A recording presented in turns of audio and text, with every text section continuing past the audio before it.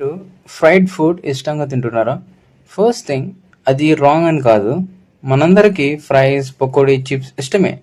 కానీ ప్రాబ్లం ఎక్కడ స్టార్ట్ అవుతుందంటే డైలీ హ్యాబిట్ అయిపోయినప్పుడు. ఫ్రైడ్ ఫుడ్ హై టెంపరేచర్ ఆయిల్లో ప్రిపేర్ చేస్తారు. రిపీటెడ్ ఆయిల్ హీటింగ్ వల్ల హార్మ్ఫుల్ కాంపౌండ్స్ క్రియేట్ అవ్వచ్చు. డైలీ ఎక్కువ ఇంటేక్ వల్ల వెయిట్ స్లోగా పెరుగుతుంది, బెల్లీ ఫ్యాట్ అక్యుములేట్ అవ్వచ్చు, కొలెస్ట్రాల్ లెవెల్స్ ఇంక్రీస్ అవ్వచ్చు, ఇన్సులిన్ రెసిస్టెన్స్ డెవలప్ అయ్యే ఛాన్స్ ఉంది. అందుకే డయాబెటీస్ రిస్క్ కూడా పెరగవచ్చు.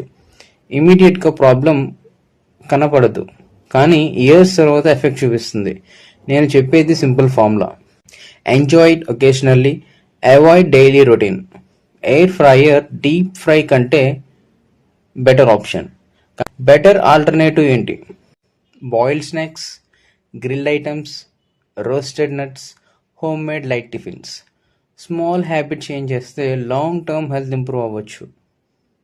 ఫుడ్ని ఎంజాయ్ చేయండి, కానీ మీ బాడీ ఫ్యూచర్ని కూడా ఆలోచిస్తుంది.